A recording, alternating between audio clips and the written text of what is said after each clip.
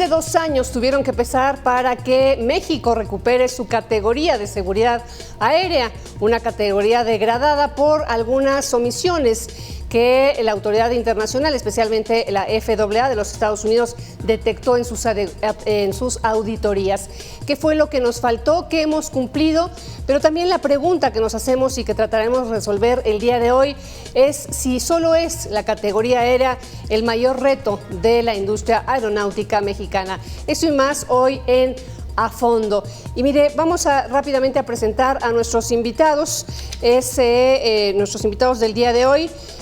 Muchas gracias por estar con nosotros. José Gerardo Alonso Torres es el secretario de Prensa y Publicidad de ASPA de México.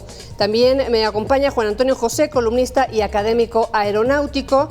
A los dos les agradezco mucho. Vamos a repasar los bloques en los que vamos a dividir hoy el programa para que vean que lo vamos llevando poco a poco y podamos ir abordando los temas de una manera como es nuestro programa A Fondo.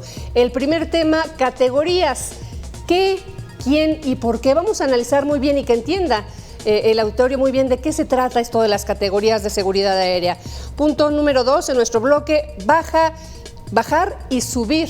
¿Qué es lo que sigue después de la recuperación de la categoría 1? Tercer tema, una industria recuperada. Esa es una de las grandes preguntas. Y en nuestro cuarto y último bloque vamos a hablar pues, de diferentes decisiones de gobierno que ha habido en esta administración de Andrés Manuel López Obrador y, por supuesto, qué significan como retos o quizá oportunidades para la industria aeronáutica de nuestro país. Entonces comenzamos, si nos lo permiten, con un asunto que me parece que es importante, porque si bien tenemos mucho escuchando este tema de la categoría, no entendemos muy bien de qué se trata y hay algo que me pregunta mucho el auditorio: ¿por qué Estados Unidos califica a nuestro país? No sé si me quiera contestar José Alonso Torres. Marta, un gusto saludarte también a José, buenas tardes. Mira, bueno, la categoría es alguna calificación que le da la FAA, la autoridad norteamericana, a los países en donde tienen intercambio comercial aéreo. Esta categoría, ellos la hacen, califican supuestamente la seguridad, los procedimientos, las normas, los procesos que se llevan, muchas cosas que envuelven a la industria aérea. En esta categoría ellos lo deciden así, como en muchas cosas en la vida ellos deciden sobre los demás países en dar o no permitir. ¿Qué sucede con la categoría? La categoría es muy sencillo de definir. La categoría es bajarnos a categoría 2, significa que no se pudieron volar nuevas rutas de México a Estados Unidos, que recordemos que es el mayor intercambio comercial aeronáutico del mundo entre dos países. No hay dos países que tengan más intercambio comercial aeronáutico. Entonces es que ya no se abran más rutas por parte de los mexicanos. Ellos sí pueden abrir más rutas. Y imagínate que toman una foto y los aviones que se encontraban en esa foto son los mismos aviones que van a seguir volando. Con las mismas rutas. Con las mismas rutas, que aunque las grandes empresas mexicanas, que son 3, han innovado, han comprado, han invertido para tener mejores aviones y ser más eficientes, a final de cuentas, esto lo que hace es, estos aviones no se pueden utilizar hasta que nos regresen a la categoría, que es el caso de que acaba de suceder, ¿no? Exacto. Vamos a detenernos ahí un poquito para darle también ya la bienvenida a Rosario Avilés. Ella es especialista en transporte aéreo y también de la industria aeronáutica. Estamos hablando, Rosario, y tratamos de entender muy bien, que todos tengamos muy claro qué es la categoría aérea, por qué hay categoría 1, por qué hay categoría 2, por qué Estados Unidos califica a la industria aérea mexicana. ¿Qué tiene que ver? Si esto es a raíz de los atentados del 11 de septiembre, tiene que ver con el Acuerdo de Chicago. Estamos tratando de hacer un poco de historia para que todos entendamos de qué estamos hablando. Y me gustaría que Juan Antonio José también nos ahonde un poquito, más allá de ahorita ya hablar de los aviones y todo, hablar de la historia de las calificaciones. ¿A raíz de qué Estados Unidos califica a los países que tienen rutas comerciales con ellos? Pues es un principio básico del Convenio de Chicago el derecho de un Estado a auditar al otro, con el cual hay un intercambio de operaciones aéreas para garantizar que en dicho Estado se cumpla con la normatividad aérea en materia de seguridad operativa, con el fin de proteger a los ciudadanos o a los viajeros que participan en ese intercambio. Bien. Es decir, México podría haberle hecho una auditoría a la FAA Eso. para asegurarse de que las operaciones de las aerolíneas norteamericanas desde ese país a México se realizasen con seguridad. Nada de lo que sucedió con esta auditoría es extraordinario, más allá del hecho de que en muy poco tiempo, en un plazo relativamente corto, contrario a lo que siempre había ocurrido, que siempre pasábamos esas auditorías, pues ya reprobamos dos de ellas. Hemos sido degradados dos veces en un tiempo bastante corto. Sí, ahorita vamos a todo eso, Juan Antonio José, pero te digo antes un poquito entender de dónde viene. Y empezabas a entrar a un tema que me interesa, que todos entendamos, porque también es una pregunta muy recurrente del auditorio. ¿Existe esa categoría que da Estados Unidos a otros países y obviamente en lo que nos compete México influye para otros territorios? Hay otros territorios que hacen una calificación igual. ¿México se la hace a algún país? Rosario Avilés, bienvenida y adelante con la respuesta. Gracias, qué amable. Bueno, mira, la otra, es decir, el otro país que lo hace, no es un país, es una unión, que es la Unión Europea, sí lo hace, pero no lo hace con los países, lo hace con las aerolíneas. Y también tiene su lista negra. De hecho, así le dicen la lista negra, aunque en su momento la Organización de Aviación Civil Internacional, la OACI, pugnó porque le quitaran ese nombre. Y ahora simplemente se dice la lista de las aerolíneas que no cumple. La Unión Europea hace estas pues auditorías a las aerolíneas y hay varias que están en pues digamos en este lugar, en esta categoría, en este estatus, que no están cumpliendo con pues todas estas regulaciones de la Organización de Aviación Civil Internacional, que son las que rigen la aviación internacional en todo el mundo, la normatividad, la cuestión de la seguridad que debe cumplir todo estado y toda aerolínea si quiere pues viajar de su país hacia otro país y regresar al suyo. Esto, bueno, pues ya tiene muchos años que está funcionando. México es signatario desde la creación, desde la firma del Convenio de Chicago que da lugar a la creación de la OACI. Por ahí del 46, 47, por ahí leía yo, ¿no? 44 es el Convenio de Chicago y después viene la creación de la Organización de Aviación Civil Internacional en el 47. Exacto. Aquí nada más entender algo. Estados Unidos califica no a las aerolíneas, Estados Unidos califica a, digamos, a los encargados de la industria aérea del país. Y la diferencia con la Unión Europea es que sí es sobre las aerolíneas directamente. ¿Estamos en lo mismo? La autoridad aeronáutica es la autoridad aeronáutica y su capacidad de supervisar que las aerolíneas que vuelan a los Estados Unidos están cumpliendo con todas las regulaciones pertinentes. Y que fue exactamente eso lo que en esta, no sé si en las dos ocasiones, porque hay que comentar con nuestro auditorio, si no lo recordamos todos, es que también en la administración de Felipe Calderón hubo una degradación, nos tardamos bastante menos, solamente 4 meses, y en esta un poquito más de 2 años. ¿Qué vieron,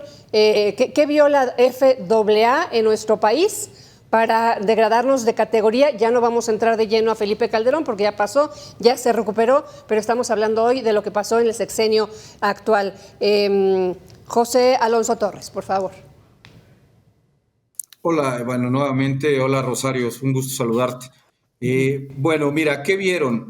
A pesar de que no es público el documento porque no es entre autoridad norteamericana y autoridad mexicana, al parecer lo que se ha filtrado es mucho en materia de administración, en materia administrativa, en la burocracia que se maneja, en los sueldos, que no hay los lugares adecuados para que los inspectores desarrollen o tomen cursos, se capaciten. Ese tipo de cosas fueron las que más afectaron. Obviamente no hay inversión, también hay algo también que tiene que ver ahí. Pero yo quiero dejar en claro y hacerlo puntualmente que En materia de seguridad aérea en el espacio aéreo, por supuesto que no era ningún peligro. Siempre se manejó bien, siempre hubo algunos problemas, hubieron hace 2 años, me parece, ahí algunos problemas, pero en el espacio aéreo todo estaba perfectamente bien. Lo que sí no estaba bien y que ellos vieron muy rezagado es cuando tú, por ejemplo, sacas una licencia, renuevas tu licencia, el examen médico, no hay suficientes inspectores, se les paga mal a los inspectores, se redujo el presupuesto para la autoridad, etcétera. Todo este tipo de cosas ellos lo vieron mal y decidieron bajarnos a la categoría 2 y exigir que se les llaman hallazgos, que se repararan estos hallazgos. Sí, claro, que a lo mejor en este momento no significaban un riesgo, pero todos sabemos que pues si se empiezan a relajar tanto los controles como las condiciones de los trabajadores, pues eso evidentemente empieza a mermar en la calidad de los servicios y evidentemente en la seguridad. Aquí, dentro de lo que, antes de pasar a las modificaciones, ¿por qué en esta ocasión México se tardó tanto en recuperar la categoría? Estamos hablando de más de 2 años para recuperar la categoría 1 de seguridad aérea. ¿Qué fue lo que pasó? ¿Se atravesó todo el entorno post-pandemia? ¿Qué fue lo que sucedió, Juan Antonio José? Primero, que esta auditoría fue mucho más profunda. Segundo, que se confirmó que había demasiadas variables más allá de las que acaba de comentar el capitán Alonso Torres, como podría ser el tema del marco normativo. Se tuvo que legislar, se tuvo que adecuar el marco normativo, se tuvo que hacer una verdadera reingeniería en el seno de la autoridad aeronáutica, se tuvieron que corregir vicios y prácticas añejas en ella, se tuvieron que finalmente reconfigurar los organigramas, revisar los procedimientos. En pocas palabras, como se diría en el argot del mantenimiento aeronáutico, se tuvo que hacer un verdadero overhaul en la gestión de la seguridad de la aviación civil por parte del Estado mexicano, y eso involucra a su autoridad aeronáutica y a su marco normativo. Sí, y hablando del marco normativo... Antes del marco normativo, perdón que te interrumpa, antes del marco normativo, dices que había carencias añejas, digamos que con el cumplimiento que hizo México en la administración de Felipe Calderón no fue suficiente, o las cosas en el mundo van cambiando y se tiene que ir adaptando a la legislación, los marcos normativos, etcétera, o qué fue lo que pasó para esos rezagos. Nada más. Ambas cosas. Ambas cosas. México se rezagó en la adecuación de su marco normativo y realmente la autoridad aeronáutica no hizo lo que debía de hacer después de haber recuperado la categoría 1 en el gobierno de Felipe Calderón. Por ejemplo, plazas para inspector verificador aeronáutico la ocupaban funcionarios haciendo labores administrativas, y eso no ayuda en nada en garantizar la seguridad en el espacio aéreo mexicano. Tuvo que ver, yo quiero preguntarle aquí a Rosario Avilés. Todos sabemos que este ha sido un sexenio muy complicado para la aviación por diferentes decisiones que más adelante vamos a profundizar, pero que sí ha sido un sexenio complicado. ¿Tiene que ver o ha tenido que ver la política de la aérea, si así lo puedo decir, la política aérea de esta administración para que se haya degradado la categoría aérea de seguridad en México? Bueno, mira, antes de todo quiero decirte que si tú ves el libro blanco que dejó la administración de Felipe Calderón respecto a la degradación que se dio en el 2010, haz de cuenta que estás leyendo los mismos puntos que incidieron en la degradación que tuvimos en el 2021. Haz de cuenta, una copia fotostática. Y eso quiere decir que en estos 11 años, fueron 11, no se movió gran cosa. ¿Por qué? Porque no había realmente una política en ese sentido. Simplemente se taparon los hoyos en el momento en el 2010 y no se hizo un análisis de fondo, una reestructura verdadera. Ahora bien, lo que sucedió ya en el 2021 pues fue en parte esto y en parte el hecho de que ya habíamos creado la Agencia Federal de Aviación Civil, ya no era la Dirección General de Aeronáutica Civil, y esto tenía una especie de laguna jurídica, porque la Agencia Federal de Aviación Civil no tenía en la legislación las atribuciones y las facultades necesarias para hacer su trabajo.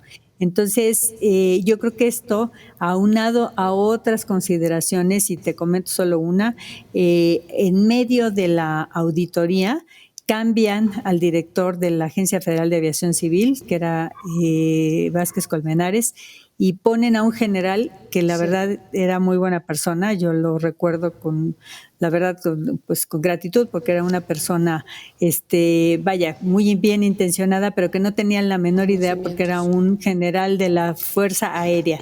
No tenía pues todo lo que se requiere de la aviación civil para... Así es.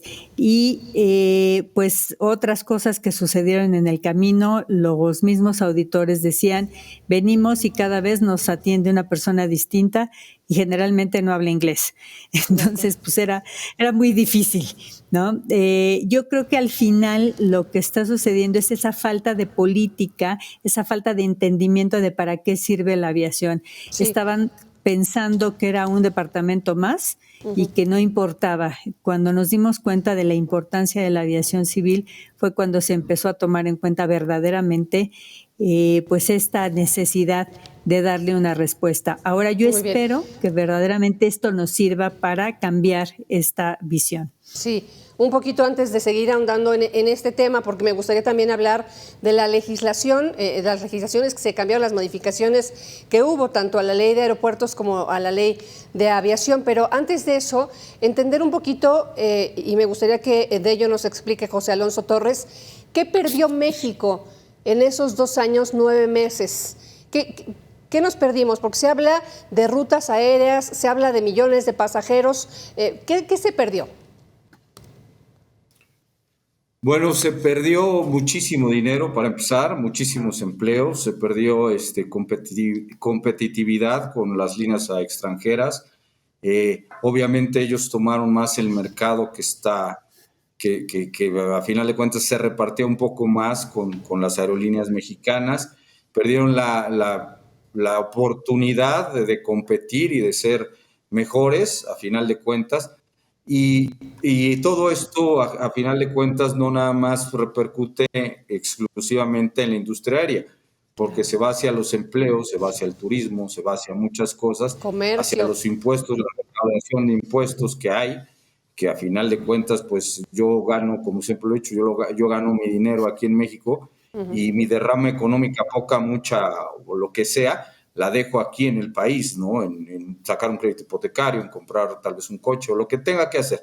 Entonces se pierde una cascada de generosidades o de cosas que tienen que pertenecerle al país y se van hacia otros países. Y ahora esperemos que con esto pues, se pueda competir ya mejor, bueno, se va a competir mejor y que se regrese al lugar y que se tomen las rutas y los empleos que antes se tenían para seguir creciendo y poder incrementarla en una forma exponencial que genere mejores servicios y más derrama económica para el país. Así es. Y aquí estamos prácticamente ya de lleno en nuestro segundo bloque, que es justamente bajar y subir, qué es lo que sigue. Pero antes de hablar de lo que sigue, estábamos en el contexto de qué es lo que se perdió. Y evidentemente son rutas aéreas, son millones de pasajeros, son miles de empleos, la oportunidad de insertarnos en un mercado global, me parece que posicionar a aerolíneas mexicanas a nivel de otras aerolíneas internacionales. Se perdió mucho. Hoy que tenemos nuevamente la categoría 1, ¿eso se puede recuperar o lo perdimos para siempre, como se pierde? La verdad es que estaba yo pensando como se pierde el sueño, como se pierde el tiempo, por más que vuelvas a dormir o por más que quieras frenar el reloj, no se puede hacer. ¿Es lo mismo con esto?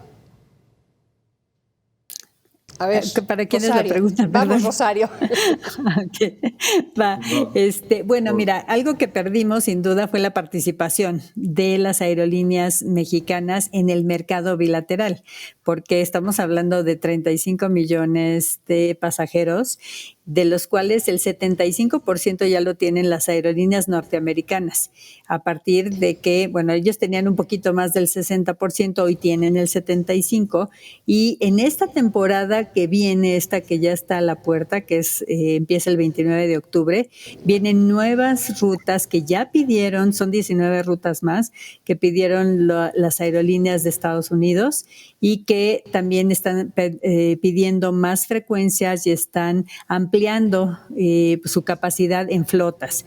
Estos son números de la FAC y esto lo que significa es que van a incrementar su participación en lo que nosotros vemos, que si hacemos más rutas, que si 50, que si no, que son 25, en fin, todavía no nos ponemos de acuerdo. Y la verdad es que vamos a tener que pelearles palmo a palmo esta participación. Eso es lo que tenemos que recuperar, la participación en el mercado bilateral. Pero no es que con esta categoría les podamos arrebatar esas rutas, digamos que nos vamos a pelear por las nuevas, vamos a competir por las nuevas, pero las que perdimos, esas ya México no las recupera. Podría ser que sí, ¿por qué no? Son mercados que siempre, por ejemplo, el mercado de los paisanos. Yo como mexicano en Estados Unidos prefiero viajar en una aerolínea mexicana y eso lo dicen todos los paisanos. ¿Por qué? Porque me hablan en mi idioma, porque me tratan mejor, porque es más amigable. Entonces, a lo mejor esas rutas sí las podemos pelear, otras rutas que sean interesantes, pero va a costar trabajo y no es automático, no es mañana. Digamos que no es que esa ruta, así como un camino, nada más lo pueda recorrer una aerolínea. Se pueden abrir diferentes rutas de diferentes aerolíneas a esos destinos, ¿no? Para que vayamos entendiendo a lo que nos estamos refiriendo. Perfecto. Así es. Aquí dentro de lo que estábamos hablando y que me gustaría un poquito antes de seguir hablar de ello, hablábamos de las modificaciones legales que se tuvieron que hacer. Y aquí la pregunta es, ¿por qué se tuvieron que modificar las leyes? ¿Qué pasaba con las leyes mexicanas, amén del tema de las facultades de la FAC, que justamente es una de las cosas que más trascendencia o que más ha sido democratizado en materia de información hacia la sociedad? El tema de que la FAC tenga más facultades. Juan Antonio José. Sí, me gustaría apuntar que algo de lo que perdimos y vamos a poder recuperar es el empleo de las aeronaves de nueva tecnología en las rutas a Estados Unidos. Este factor le costó mucho dinero a las aerolíneas. Incorporaron muchos aviones nuevos que no podían sumar a sus itinerarios a Estados Unidos. Lo que decía José Alonso Torres hace un momento, ¿no? Sí, los famosos Neos y los Max, etcétera. Son aeronaves muy eficientes que le dan una economía mayor a las aerolíneas mexicanas en sus operaciones a Estados Unidos. A ver, antes, Juan Antonio, nada más una pregunta. ¿Y qué pasaba con estas aeronaves en este tiempo, José Alonso Torres? Ahorita te vuelvo a dar la palabra, Juan Antonio. ¿Qué pasaba con esas aeronaves? ¿En dónde estaban? Se encontraban realizando rutas nacionales, y te puedo decir porque yo las volé casi todas, y no podíamos ingresar. O sea, como dice Juan Antonio, y bien dicho, por ejemplo, son aeronaves, el MAX con el NG del 737, que es el avión que yo vuelo, tiene una diferencia de consumo de combustible del 7%, es un ahorro del 7%, obviamente es más confortable, la humidificación de la cabina es mejor, por eso llegas menos cansado, menos deshidratado, etcétera. Tiene ventajas, tiene desarrollo, por ejemplo, una falla que pudiera tener en materia de seguridad, una falla de inmediato al Centro Estratégico de Control de Aeroméxico y la reporta. Entonces tienes la oportunidad de planear mejor las cosas. Te muestra la degradación de los sistemas, entonces vas checando que posiblemente se necesita un mantenimiento preventivo para no llegar a una falla. Entonces tiene muchísimas ventajas este tipo de aviones, pero lo teníamos haciendo México-Cancún, México-Monterrey, México-Tijuana, México-Mexicali, etcétera. Y realmente los vuelos largos, que pueden ser más cómodos de este tipo, a Nueva York, a Chicago, etcétera, eran con los aviones que no son viejos, por supuesto que no, pero no tienen la tecnología de la que está hablando Juan Antonio, José. Entonces, sí, a final de cuentas afecta al pasajero, a los mismos pilotos, a los sobrecargos, etcétera, y también la inversión, de seguridad, ¿no? Digo, y también la inversión, porque se invierte bastante en flotas más modernas y más seguras para tenerlas en rutas que no van a redituar tanto, ¿no? Sí, imagínate que tu consumo de combustible sea de 7 toneladas y puedas ahorrar el 7% de eso, pues es buenísimo Así es. para el mundo, para la ecología y para los empresarios, ¿no? Bien, pues muchas gracias y gracias también a Juan Antonio José por su tiempo para que un capitán nos contestara esto. Ahora sí regresamos a la idea que nos estabas dando, Juan Antonio. Perdón. Sí, el tema regulatorio, Marta. Es una obligación de los estados contratantes de la OASI mantener su marco normativo acorde a la realidad, a la evolución de la industria de la aviación civil internacional. Desgraciadamente, debido a varios factores, México se rezagó en ese sentido y yo lo atribuyo, lo he dicho en las columnas que escribo, debido a muchos factores. Uno de ellos es la mala calidad de nuestros legisladores. Lo he dicho en algunas columnas y me voy a dar el permiso de decirlo en este espacio.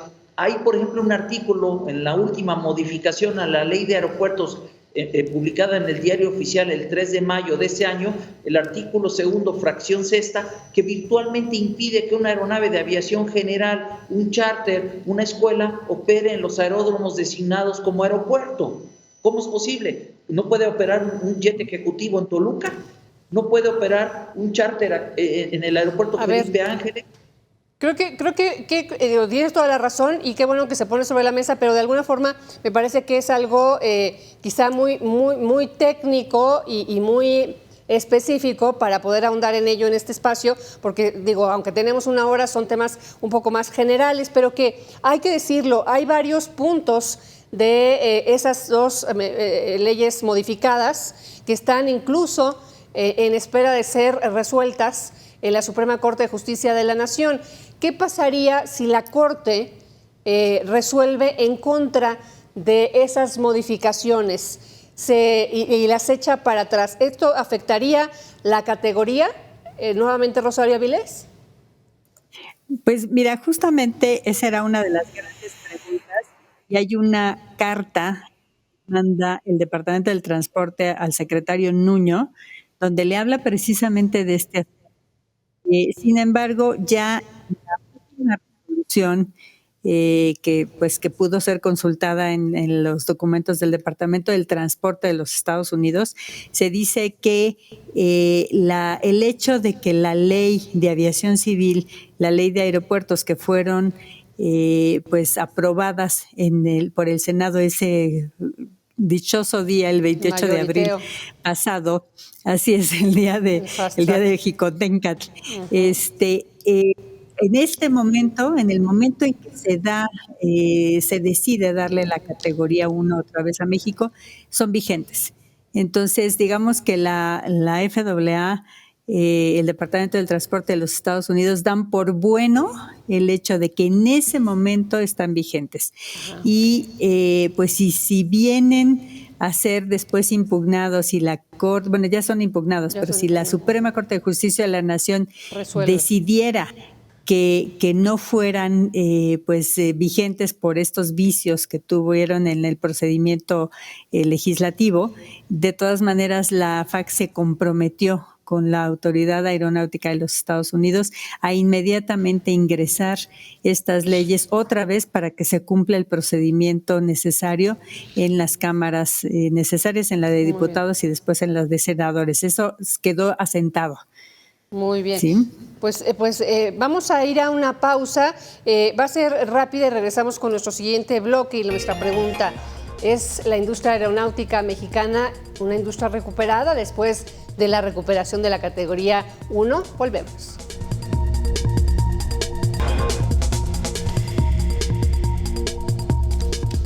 Gracias por seguir en Mega Noticias. Hoy estamos analizando el regreso a México de la categoría 1, un regreso que hizo la autoridad de la FAA en los Estados Unidos y que significa pues una oportunidad para nuestro país de recuperar lo perdido en estos más de 2 años de degradación de categoría. Y nuestro tercer bloque es justamente la pregunta: ¿ya es una industria recuperada, la industria aérea mexicana, con esta recuperación? Y es el único reto. Vamos a ir analizando los diferentes retos y me gustaría que cada uno me dé la perspectiva de la pregunta que les daba. ¿Ya es la industria mexicana una industria recuperada? José Alonso Torres. Marta, mira, yo creo que ya se recuperó en cuanto al flujo de pasajeros. Existe ya mucho flujo de pasajeros, cantidades muy similares o superiores tal vez a la prepandemia. Pero esto más bien no es por el esfuerzo de las autoridades mexicanas, ni por el esfuerzo, ni por la categoría, ni nada de esto. Yo creo que fueron las ganas de hablar, de salir de la gente, de ir a lugares turísticos, de viajar, de ver que la vida tal vez antes se puede ir. Yo lo veo, yo lo percibí así cuando empecé a volar nuevamente, porque dejamos bastante tiempo de volar. Entonces lo percibí así, la gente salía con ganas de disfrutar la vida y todo esto. Entonces los mismos mexicanos recuperaron la aviación nacional. En cuanto a la aviación internacional, por supuesto, el recuperar la categoría todavía, como bien lo decía Rosario, estamos nosotros viendo a ver qué rutas vamos a abrir y qué rutas vamos a pelear, etcétera, mientras los norteamericanos ya tienen su plan perfectamente diseñado para abrir mucho más rutas y tratar de que les costemos más trabajo, ¿no? Bien lo dice, a final de cuentas, nuestros compatriotas, por supuesto que siempre prefieren volar en aerolíneas mexicanas, se sienten ya desde que se suben al avión parte de México, y así lo es. Entonces, yo creo que nos va a costar trabajo, vamos a desarrollar más. Aquí lo importantísimo es desarrollar más, es crecer, es generar empleos, es generar economía, es generar turismo para que al país le vaya bien. Eso es lo que yo puedo percibir. Claro. Aquí, a ver, Juan Antonio José, ¿es una industria recuperada ya, la industria aérea? Es una industria recuperada, como dice el capitán Torres. México tuvo el atino de no cerrar sus aeropuertos, de no cerrarse por completo. La estrategia me pareció adecuada, quizás un poquito mal implementada. Sí tuvimos riesgos a bordo de los aviones de contagios y en los aeropuertos, pero bueno, ahora el tema es que yo tengo la visión de que México ha abandonado el mercado norteamericano en sus destinos turísticos. Desde hace décadas soltamos en manos de las aerolíneas extranjeras y de los operadores turísticos extranjeros mercados como Cancún, Vallarta, Los Cabos, Mazatlán, Cozumel, etcétera. Las líneas aéreas mexicanas habían estado atendiendo la gran mayoría de los mercados que les interesaba atender antes de la degradación. Insisto en el punto, lo que ahora les conviene es atenderlos con esas aeronaves más eficientes y efectivamente abrir pares de ciudades nuevas, por ejemplo, desde el aeropuerto Felipe Ángeles hacia algunos destinos en Estados Unidos que les podría convenir. La recuperación, como todo en aviación, la aviación es muy cíclica y es un negocio de alto riesgo financiero. La recuperación tiene ahora nuevas amenazas que, si quieres, analizamos. Sí, que me gustaría un poquito algo que tocabas tú ahorita, mencionabas el AIFA y que era algo importante que platicar sobre lo que preguntábamos hace un ratito de si México puede recuperar lo que había perdido. Se ha hablado mucho, incluso la Autoridad Aeronáutica habla de pues esas nuevas rutas que se pueden estableciendo con la recuperación de la categoría 1, pero que también se ha ido observando que todo apunta a que esas nuevas rutas van a ser exclusivamente desde el AIFA hacia los Estados Unidos. Y me gustaría saber el punto de vista de Rosario Avilés de confirmarse eso. ¿Es una buena decisión? ¿Es una mala decisión? Y me refiero no solamente para el aeropuerto Felipe Ángeles, que podría tener un tráfico mayor, que pudiera recuperar la inversión un poco para el gobierno, sino para la industria en general. Bueno, mira, primero algo importante que decir es que en el cuadro de rutas que tiene hoy en su escritorio el secretario de la Infraestructura, Comunicaciones y Transportes, de esas 50 rutas, la mayoría son de aeropuertos que no son ni el AIFA ni el aeropuerto de la Ciudad de México. O sea, estamos hablando de los Monterrey, de los Guadalajara, de los Tijuana, de los Cancún, otros aeropuertos que no son los del centro de la República. Otra cosa importante es que esta reducción que decidieron hacer de manera unilateral y me parece que con poco rigor técnico, no lo digo yo, lo dice la Asociación de Transporte Aéreo Internacional, la IATA, poco rigor técnico, ¿De los vuelos por esta hora? decisión de reducir, ¿perdón? ¿Los vuelos por hora? Sí, o sea, los slots, la reducción de operaciones por hora, que bueno, en menos de año y medio han pasado de 61, que siempre fueron, a 43, que es un 30% menos. Bueno, esta decisión, pues la verdad es que afecta muchísimo a los pasajeros. No, ya no digamos al aeropuerto de la Ciudad de México, está afectando directamente a los pasajeros que vivimos en la zona metropolitana, porque pues la verdad es que la IFA todavía es de muy difícil acceso. Cualquiera que quiera ir para allá tiene problemas para llegar, pero tiene más problemas para salir, y esto la verdad es que sí está pegando durísimo para el pasajero. Con esta reducción vamos a tener también una recomposición de lo que van a ser el cuadro de rutas que se van a cubrir.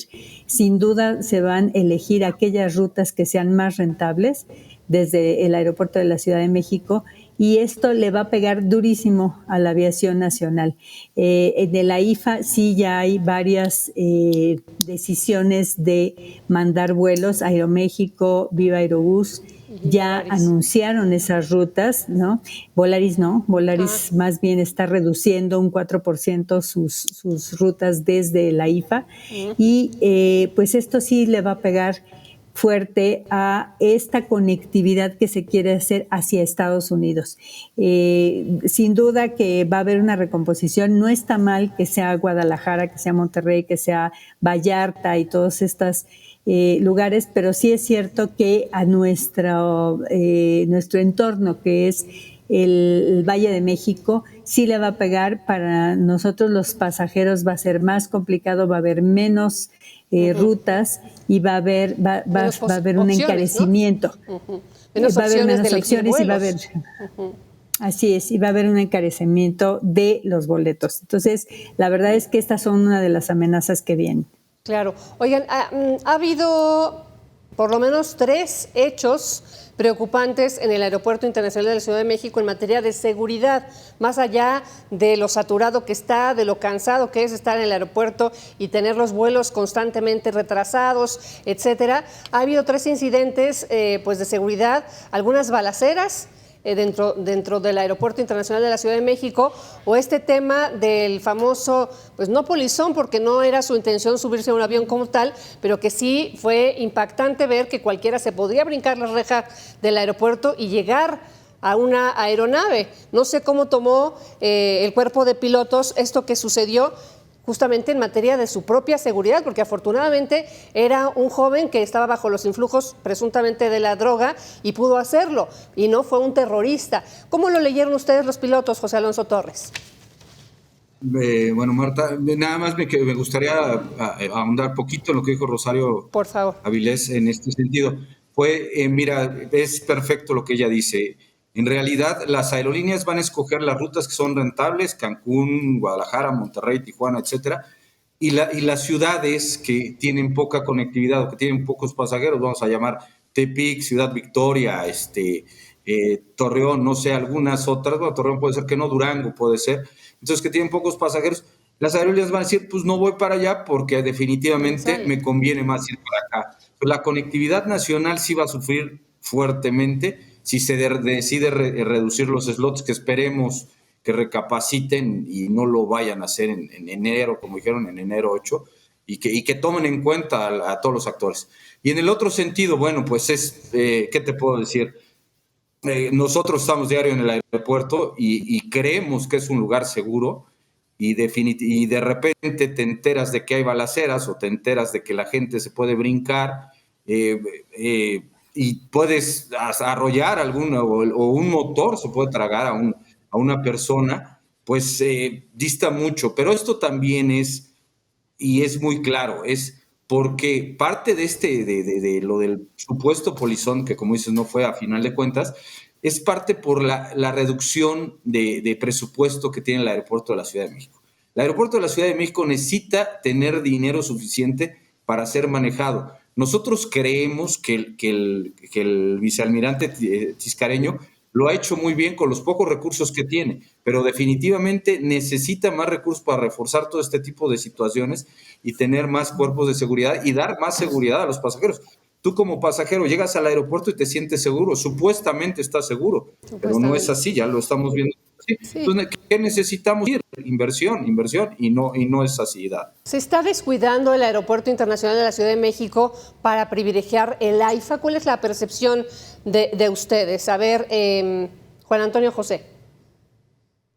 Yo fui gerente de calidad del aeropuerto de la Ciudad de México, y conozco bien el aeropuerto, y lo he dicho recientemente.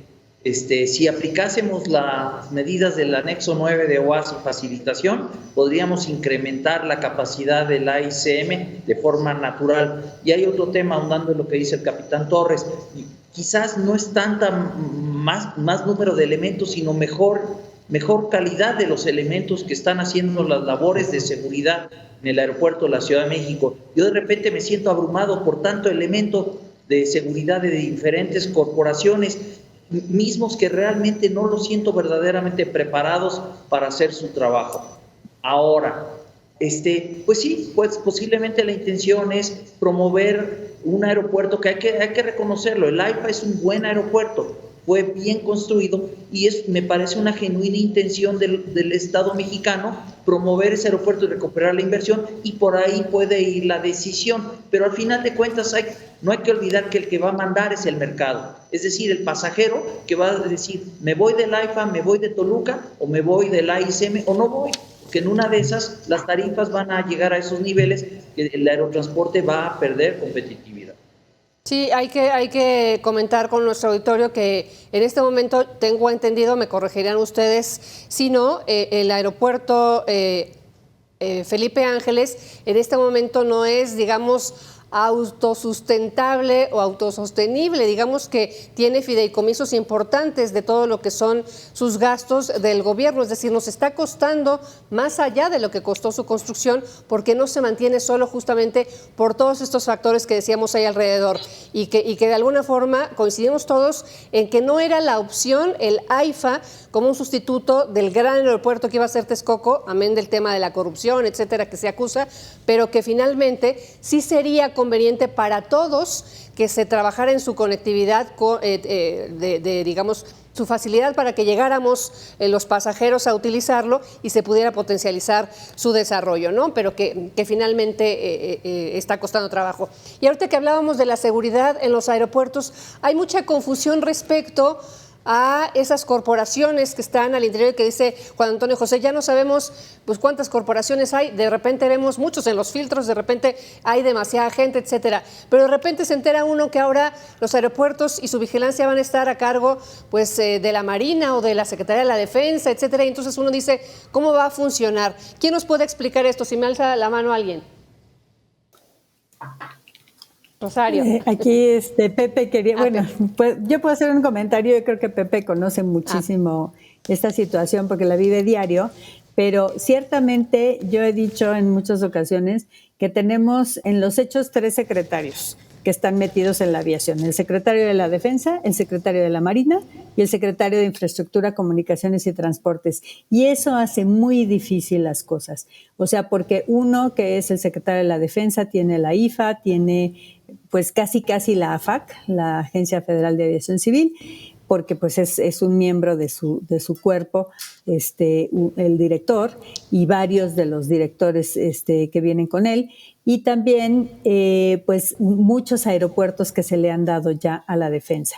Por otro lado está la Secretaría de Marina, en cuyas manos va a quedar el Aeropuerto Internacional de la Ciudad de México, se está haciendo la transición, y otros aeropuertos importantes como Toluca. Y por otro lado está la Secretaría de Infraestructura, Comunicaciones y Transportes, que es el regulador. Pero aquí vemos muy claramente cómo hay esa pugna por ver quién es el que decide y cómo lo decide. Y lo vimos en esta cuestión de la reducción de los slots, porque al final de cuentas no estaba claro qué era lo que se estaba buscando, y lo que se estaba queriendo era no reducir porque hubiese un problema efectivo de seguridad, sino teníamos como pues la motivación que la IFA tuviese más pasajeros, pero realmente esta no sería la mejor manera de hacerlo. ¿Por qué? Porque lo que necesitamos es hacerle al pasajero accesible y fácil la llegada y la salida de la IFA hacia la zona metropolitana de la Ciudad de México, y esto no se está cumpliendo. De acuerdo. 15 segundos, José Alonso Torres, para hablar de este tema de la Sedena y las corporaciones. ¿Quién cuida los aeropuertos? ¿Hay claridad? ¿Es fácil para ustedes, para los pasajeros? Pues el que sepa que me lo diga, porque no sé, porque sí que exactamente como dice José Juan Antonio, es una mezcla de la Marina con cuerpos policíacos particulares, con agencias de seguridad, que claramente es verdad, como lo dice, sí es cierto, totalmente, no tienen la capacidad para hacer muchas cosas, la maquinaria es obsoleta, los escáneres son obsoletos, entonces a final de cuentas pasas, no traes nada y sigue sonando, entonces lo tienen que hacer manualmente, y de verdad, hay personas que nos volvemos locos a veces cuando tenemos prisa, que siempre andamos deprisa, bueno, nosotros de menos siempre andamos deprisa, y para todos los ciudadanos de esta hermosa Ciudad de México. Ajá, entonces, no se sabe exactamente cuáles son las capacidades. Yo me refería a la seguridad y a más presupuesto, por ejemplo, para estar patrullando los linderos del aeropuerto.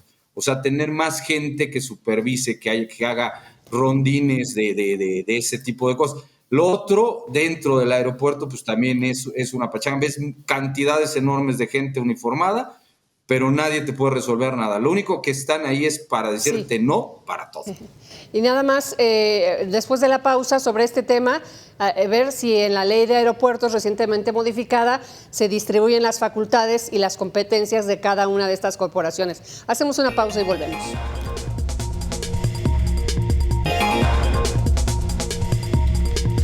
Estamos de vuelta hoy analizando a la industria aérea mexicana con este tema de la categoría 1. ¿Cuáles son los retos, además de haber recuperado esta categoría? Y yo le preguntaba antes de irnos a la pausa a nuestros invitados si todos estos temas que estamos hablando de exceso de corporaciones de seguridad, pero falta de seguridad paradójicamente en el Aeropuerto Internacional de la Ciudad de México, las competencias de las diferentes dependencias que están al frente del aeropuerto o de los aeropuertos del país, está especificado y bien repartido, por decirlo de alguna forma, en la ley de aeropuertos recientemente modificada.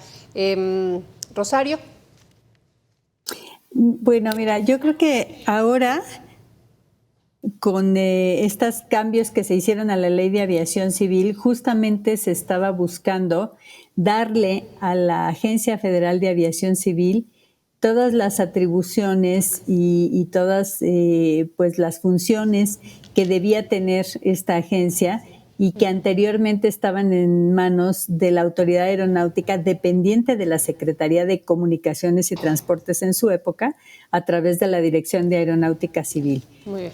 Entonces, con este cambio que se hizo, se le dan a la FAC estas facultades y pues finalmente sí se logra obtener pues más o menos el marco que esperaba la Administración Federal de Aviación de los Estados Unidos, junto con otras facultades, por ejemplo, el tema de medicina de aviación, porque este asunto estuvo en manos de la Dirección General de Medicina Preventiva del Transporte durante mucho tiempo y se buscaba la especificidad que tenía la medicina de aviación. Entonces, esto sí se logró. Esperemos que la agencia tenga en el futuro los recursos, porque los genera, genera 2.300 millones de pesos anuales, esto lo acaba de dar el general Ballín este dato, y se le dejan solamente para el siguiente año 760 millones de pesos. O sea, la tercera parte de los recursos que genera, y si fuese posible que tuviera todos los recursos que genera, sería muchísimo mejor porque podría pagar mejores salarios, podría tener mucho mejor tecnología, equipos y una serie de cosas que le hacen falta. Entonces, esta es una de las cosas que faltan y ojalá que se puedan subsanar en el futuro. Muy bien. Se me está acabando el tiempo. Tengo escasos 4 minutos para despedir el programa, pero me interesa mucho hablar de la aerolínea del Estado. reto, oportunidad o peligro para la industria aérea nacional. Juan Antonio José, 1 minuto y medio, por favor, si lo respetan, para que todos participen. La competencia siempre va a ser buena, la inversión siempre va a ser bienvenida, va a ser un reto para los operadores actuales contar con más competencia y sobre todo una competencia tan formidable como puede llegar a ser esta aerolínea, y pues se va a poner interesante la cosa, pero insisto, yo veo más positivos que negativos en ese sentido, porque es actividad, son empleos, es inversión y son mayores opciones para los usuarios. Vamos a ver la operación. Exacto, que a lo mejor justo quería corregir un poquito mi pregunta. Benéfica para la industria y benéfica para el país, que es otra cosa, es completamente diferente. Veo que, creo que sí, ¿verdad? A ver, José Alonso Torres. Bueno, yo te quiero decir, Marta, que tiene su sabor agridulce. Por un lado, qué bueno que se democratice la aviación y que todo el mundo pueda participar o tener acceso a volar.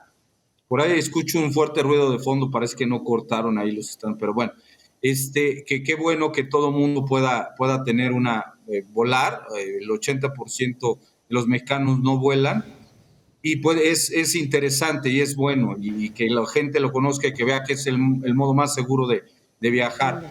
Y por otro lado, también tiene su sabor amargo, muy amargo.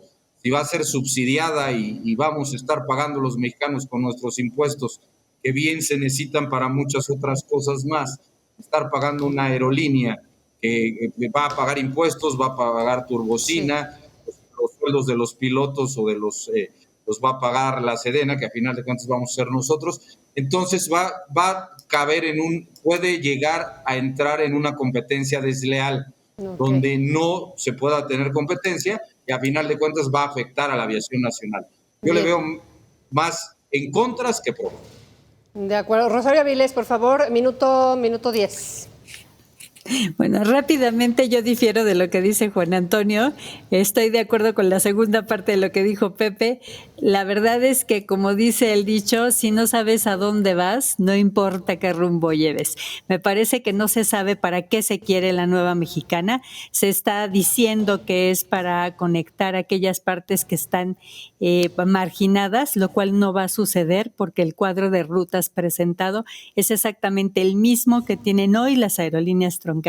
Entonces, me parece que es una falta de visión, es una ocurrencia sin tener muy claro para qué se quiere una aerolínea del Estado. Entonces, me parece que esto no va a ser una buena noticia. Estoy de acuerdo con Pepe en el sentido de que ese subsidio no va a ayudar, va a generar una guerra de tarifas, y ojalá que pronto, ojalá que las personas puedan recuperar el rumbo y llevarlo a aquellos lugares donde verdaderamente es necesario tener conectividad, que son aquellas que dejaron desconectadas, por ejemplo, Aeromar, y otras aerolíneas que dejaron de operar. Pues yo les agradezco mucho a los tres su análisis, su tiempo y su perspectiva para entender estos temas, y por supuesto, pues este sexenio difícil para la aviación, repito, y en lo que coincidimos, pues termina, y evidentemente la política de Estado en materia de aviación habrá que exigírsela al nuevo gobierno. Muchísimas gracias a los tres nuevamente, pero gracias siempre, especialmente a usted, nuestro auditorio, por su interés en participar con sus comentarios en A Fondo y también con su atención. Gracias, buenas noches. Gracias, Marta. Muchas gracias. Gracias, Marta. Gracias, Pepe. Rosario. Gracias, Juan Antonio. Gracias. Un saludo. Una pausa y quédese en Mega Noticias. A continuación, Joely Ramírez.